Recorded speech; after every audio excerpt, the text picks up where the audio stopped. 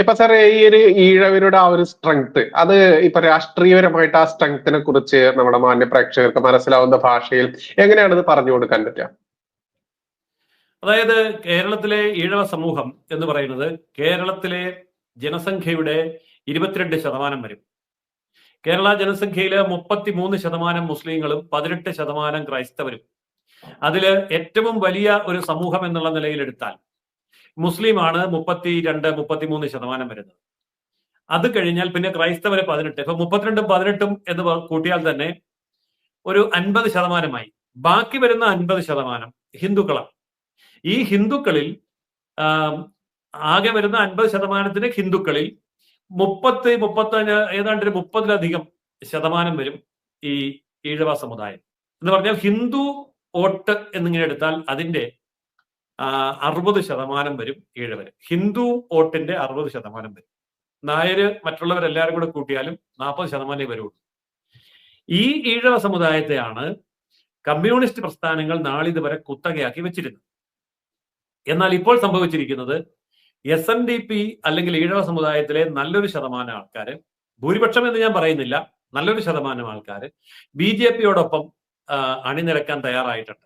അതിന് പല കാരണങ്ങളാണ്. ഒന്നാമത്തെ കാരണം UDFന്റെയും LDFന്റെയും ഭാഗത്ത് നിന്നുണ്ടായിട്ടുള്ള അവഗണനയും വഞ്ചനയും. ഇപ്പൊ R ശങ്കർ പണ്ട് മുഖ്യമന്ത്രി ആയിട്ടുണ്ട് എന്നതൊഴിച്ചാൽ കേരളത്തിന്റെ മുഖ്യമന്ത്രി സ്ഥാനത്തേക്ക് ഈഴവ സമൂഹത്തിൽ നിന്ന് വന്നവരാരൊക്കെയാണ് എന്നുള്ളതാണ്. അപ്പോ അവിടെ നമുക്കിപ്പോ പിണറായി വിജയനെ കാണാൻ കഴിയുമെങ്കിൽ R ശങ്കർ മുതൽ ഇവിടം വരെ വരുന്ന ഒരു ഗ്യാപ്പുണ്ട്. VS അച്യുതാനന്ദന്റെ ഈഴവനാണെന്ന് പറയുന്നുണ്ട്, യഥാർത്ഥത്തിലുള്ള ജാതി സർട്ടിഫിക്കറ്റ് എടുത്ത് നോക്കിയാൽ അല്ലെന്ന് കാണാനും പറ്റും. അപ്പോ R ശങ്കർ മുതൽ പിണറായി വരെയുള്ള ഈ ഒരു വലിയ ഗ്യാപ്പ് ഉണ്ടല്ലോ. അതിനിടയിൽ ഈഴവ സമുദായത്തെ വഞ്ചിച്ച നിരവധി ചരിത്രങ്ങളുണ്ടല്ലോ. കേരം തിങ്ങും കേരള നാട്ടിൽ KR ഗൗരി ഭരിച്ചിടും എന്ന് പറഞ്ഞ് വോട്ട് മേടിച്ചു, എന്നിട്ട് പറ്റിച്ചു, എന്നിട്ട് നായനാര് ഭരിച്ചു. ഇതൊക്കെ നമുക്കറിയാം. അങ്ങനെ ഈഴവ സമുദായത്തോട് ചെയ്ത കൊടും പാതകങ്ങൾ വളരെ വലുതാണ്. എന്നാൽ മറുവശത്ത് നോക്കൂ, UDFന്റെ ഭാഗത്തേക്ക് നോക്കിയാലും ഇത് തന്നെയാണ്. UDFന് കോൺഗ്രസിന് ആകെ പറയാവുന്ന ഒരു R ശങ്കറിന്റെ ആ ഒരു കാലം കഴിഞ്ഞാൽ പിന്നെ ഉപമുഖ്യമന്ത്രി സ്ഥാനം അല്ലെങ്കിൽ ആഭ്യന്തരമന്ത്രി സ്ഥാനം വരെയൊക്കെ എത്തിയ വയലാർ രവി. അതല്ലാതെ ഈഴവ സമുദായത്തെ കാര്യമായി പരിഗണിച്ചതായിട്ട് നമുക്ക് കാണാൻ പറ്റില്ല. അപ്പോൾ കോൺഗ്രസും വഞ്ചിച്ചു, CPM-ഉം വഞ്ചിച്ചു. എന്നാൽ BJPയിലേക്ക് വരുമ്പോൾ കേന്ദ്രമന്ത്രിയായിട്ടുള്ള ആള്, സംസ്ഥാന പ്രസിഡന്റ് ആയിട്ടുള്ളവര്, ഇവരൊക്കെ തന്നെ ഈഴവ സമുദായത്തിന്റെ പ്രതിനിധികളായി BJPയിലുണ്ട്. മുഖ്യമന്ത്രി ഉണ്ടാകുന്നതിന് മുമ്പ് ആദ്യം ഒരു കേന്ദ്രമന്ത്രി കേരളത്തിൽ നിന്ന് ഉണ്ടായത് O രാജഗോപാൽ ആണെങ്കിലും പിന്നീട് ദീർഘകാലം സംസ്ഥാന പ്രസിഡന്റ് ആയിട്ടും അതിനുശേഷം കേന്ദ്രമന്ത്രിയായിട്ടും ഇപ്പോഴും പാർട്ടിയുടെ അഖിലേന്ത്യാ തലത്തിൽ തലയെടുപ്പുള്ള നേതാവായിട്ടും തുടരുന്ന V മുരളീധരൻ, അദ്ദേഹവും വെള്ളാപ്പള്ളി നടേശനും അദ്ദേഹവും SNDP യോഗവും തമ്മിലുള്ള ബന്ധം, അതുപോലെ K സുരേന്ദ്രൻ, ശോഭാ സുരേന്ദ്രൻ, ഇങ്ങനെ ഒരു വലിയ നിര തന്നെ BJPയിലുണ്ട്. ഇതൊന്നും SNDP അറിയാതെ ഉണ്ടായതല്ല. ഇതേക്കുറിച്ചൊന്നും വെള്ളാപ്പള്ളിക്ക് അറിവില്ലായ്മയുമല്ല. അപ്പോൾ എങ്ങോട്ടാണ് ഈഴവ സമുദായം ഷിഫ്റ്റ് ചെയ്തുകൊണ്ടിരിക്കുന്നത് എന്നുള്ളത് വളരെ വ്യക്തമാണ്. അപ്പോൾ കേരളത്തിന്റെ വോട്ട് ബാങ്ക് രാഷ്ട്രീയത്തിൽ ഈഴവ സമൂഹം എങ്ങോട്ട് മാറുന്നു, അവിടേക്ക് അധികാരം മാറുന്ന ഒരു കാഴ്ച നമുക്ക് കാണാൻ പറ്റും. എന്നാൽ ഇത്രയും കാലം മറുവശത്ത് UDFന് ഒരു സംവിധാനം ഉണ്ടായിരുന്നു. ആ UDF സംവിധാനത്തിൽ മുസ്ലിം വോട്ടും ക്രിസ്ത്യൻ വോട്ടും അവർ പിടിച്ചു നിർത്തിയിരുന്നു. അതായത് മുസ്ലിം ലീഗും കേരള കോൺഗ്രസുകളും. അത് രണ്ടും കൂടെ ചേരുമ്പോൾ മുസ്ലിം വോട്ട് പ്ലസ് ക്രിസ്ത്യൻ വോട്ടായി എന്ന് പറയുമ്പോൾ 50%ആയി. പിന്നെ ബാക്കി പൊട്ടും പൊടിയും നായരും ഈഴവനും എല്ലാം കൂടെ കൂട്ടിയാൽ കോൺഗ്രസ് ആയി. അപ്പോ UDFന് ഭൂരിപക്ഷമായി. പക്ഷെ ഈ ഫോർമുല ഇപ്പൊ തെറ്റാൻ പോവാ. മുസ്ലിം എന്നുള്ളത് ഇപ്പൊ രണ്ടായിട്ട് മാറി. മുസ്ലിം ലീഗിന്റെ കൂടെയുള്ളത് UDFലും അല്ലാതെ ബാക്കിയുള്ള പാർട്ടികൾ, ഇപ്പൊ SDPI ഉണ്ട്, വെൽഫെയർ പാർട്ടി ഉണ്ട്, ജമാഅത്തെ ഇസ്ലാമി ഉണ്ട്. നേരത്തെ PFIയും സിമിയും ഒക്കെ നിരോധിക്കപ്പെട്ടുവെങ്കിലും അവരുടെയൊക്കെ വോട്ട് ബാങ്ക് അവിടെ കിടപ്പുണ്ട്.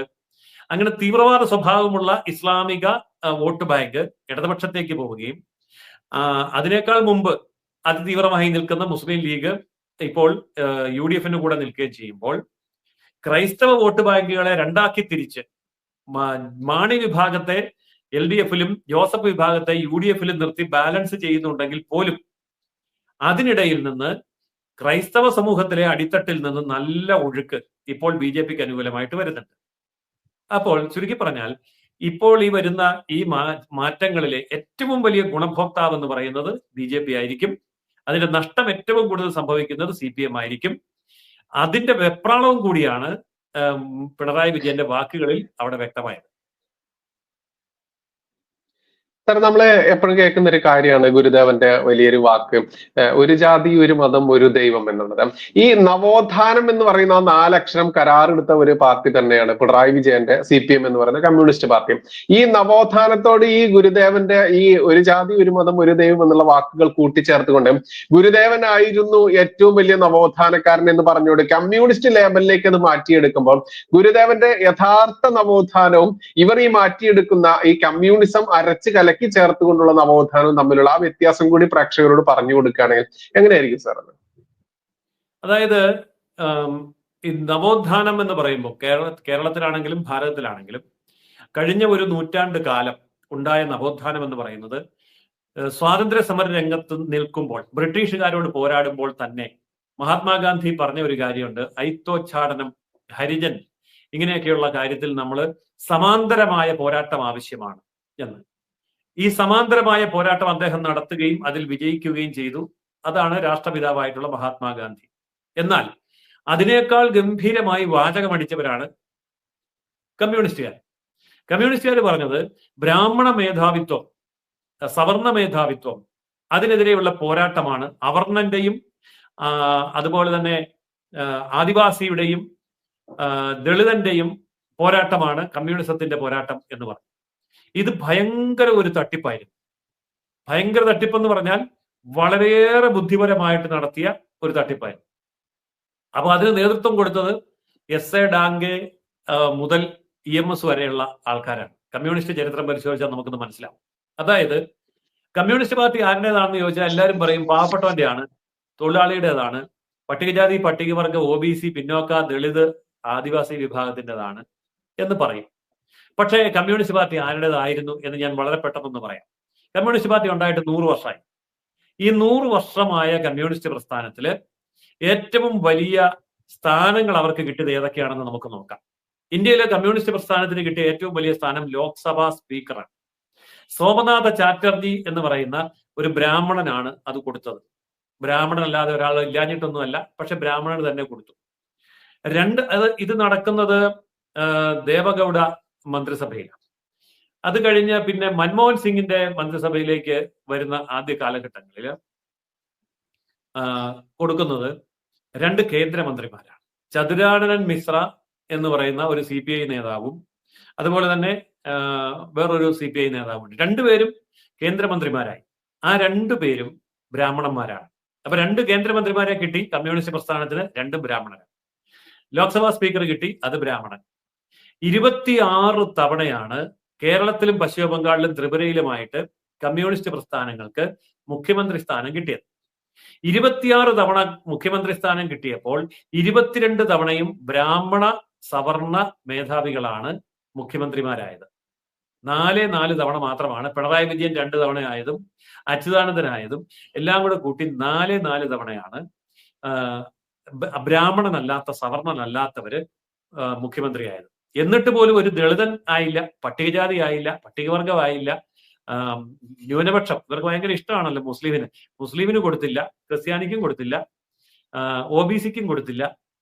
അങ്ങനെയാണ് അവർക്ക് കിട്ടിയ അധികാര സ്ഥാനങ്ങളൊക്കെ കമ്മ്യൂണിസ്റ്റ് പാർട്ടി കൈകാര്യം ചെയ്തു.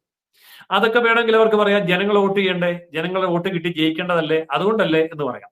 എന്നാൽ 100 വർഷത്തെ കമ്മ്യൂണിസ്റ്റ് സർവാധിപത്യ പദവിയിലെത്തുന്ന 100 വർഷക്കാലത്തെ പോളിറ്റ് ബ്യൂറോ മെമ്പർമാരുടെ എണ്ണം എടുക്കുക. ചരിത്രരേഖയാണ് ഞാൻ പറയുന്നത്. ഇതൊക്കെ ആർക്ക് വേണമെങ്കിലും ഗൂഗിൾ അടിച്ചു നോക്കിയാൽ സത്യമായിട്ട് മനസ്സിലാവും. അല്ലെ ഞാൻ വെറുതെ ആരോപിക്കുന്നതൊന്നുമല്ല. അതായത് 100 വർഷത്തെ കമ്മ്യൂണിസ്റ്റ് പാർട്ടികളുടെ CPI ആണെങ്കിലും CPM ആണെങ്കിലും അതിന്റെ ചരിത്രത്തിൽ ഉണ്ടായിട്ടുള്ള പോളിറ്റ് ബ്യൂറോ മെമ്പർമാരുടെ എണ്ണം എടുത്ത് പരിശോധിച്ചാൽ 72% പേരും ബ്രാഹ്മണരായിരുന്നു, 91% പേരും സവർണരായിരുന്നു. എന്ന് പറഞ്ഞാൽ സവർണ ബ്രാഹ്മണ മേധാവിത്വം 100 വർഷക്കാലം, ഒരു നൂറ്റാണ്ട് കാലം അരക്കിട്ടുറപ്പിച്ച് നടപ്പിൽ വരുത്തിയ പ്രസ്ഥാനമാണ് കമ്മ്യൂണിസ്റ്റ് പ്രസ്ഥാനം. ഇത്രയധികം ബ്രാഹ്മണ മേധാവികൾ ഉണ്ടായ മറ്റൊരു രാഷ്ട്രീയ പാർട്ടി ഇന്ത്യയിലില്ല. കോൺഗ്രസിലില്ല, ജനതാദളിലില്ല, ഒരു രാഷ്ട്രീയ പാർട്ടിയിലില്ല. ഏത് രാഷ്ട്രീയ പാർട്ടി വേണം എടുത്തു നോക്കട്ടെ.